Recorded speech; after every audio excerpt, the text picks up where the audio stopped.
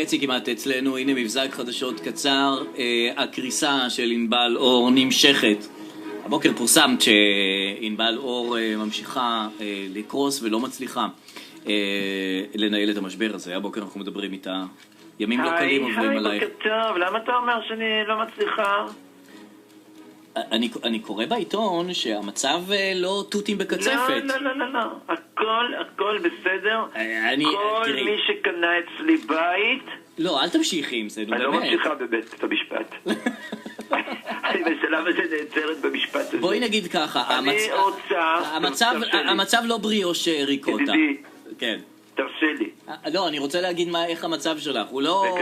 הוא לא פאי אגסים עם קרם פטיסייר. בואי נגיד את זה ככה. מה זה קשור עכשיו? מה אתה דוחף? לא, אתה דוחף. על מה אתה מדבר?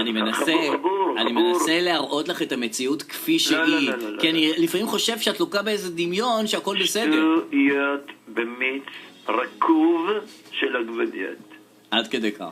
כן. עכשיו אני אומר לך... בואי ספרי לנו לאשורו, מה מצבך? אני אומר לך למה. תראה, מה שלי חשוב... נו. זה לא אתה, סליחה, עם כל הכבוד, ויש לי המון כבוד והערכה אליך. נו, אני שומע את זה. לא, מה זה משנה אני או לא אני? מה שחשוב לי זה הלקוחות שלי, ולא השטויות של התקשורת. ולכן אני פונה מכאן. בבקשה. אל הלקוחות שלי, ואני אומרת להם חד משמעית. בבקשה. לכל הלקוחות שלי, נו. שיהיה ברור, כל מי ששם את כספו אצלי... נו.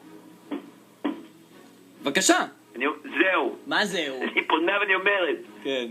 כל שקל. כן. כל שקל. זה נשמעת התחייבות. כל דירה שנרכשה אצלי. זה נשמע חזק. נו. כן, אני איתך. נו, כל דירה וכל שקל שניתן לך. כן, זה מה שאני אומרת. את תחזירי אותו? את מתחייבת להחזיר אותו? אתה רוצה אתה לדבר אולי? לא. אתה רוצה אולי להבטיח דברים? אולי אתה תחזיר את הדברים. לא, אני רוצה להבין מה ההתחייבות שלך כוללת. אז ההתחייבות שלי היא כזו. אני מתחייבת כאן, קבל עם ועדה. כן. בפני כל אחד ואחד מלקוחותיי, שמו כסף, קנו אצלי דירה. כן. שהם... יקבלו את כספם בחזרה.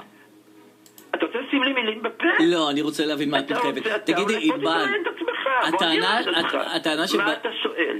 בנית מגדלים באוויר, הטענה הזאת נכונה? המגדלים שבניתי הם לא באוויר, הם גם לא בקרקע. אז איפה הם? וגם נכון. איפה הם? על הנייר הם קיימים, שיהיה ברור. טוב, ענבל, אני רוצה להודות לך על השיחה המרתקת הזאת היום בינינו. שנייה, אני יכולה מפה, אני יודעת שאנחנו נמצאים בתקופה שלקוחות שואלים את עצמם, האם אני אזכה לקבל את הדירה שקניתי אצל ענבל? נכון. האם כספי שהושקע יהיה לו ערך? האם אני אקבל בחזרה את הכסף? נכון. האם כל ההשקעה הזאת נפלה לטמיון? שואלים את השאלות האלה, נכון. והתשובות הן כן. תודה רבה ענבל אור.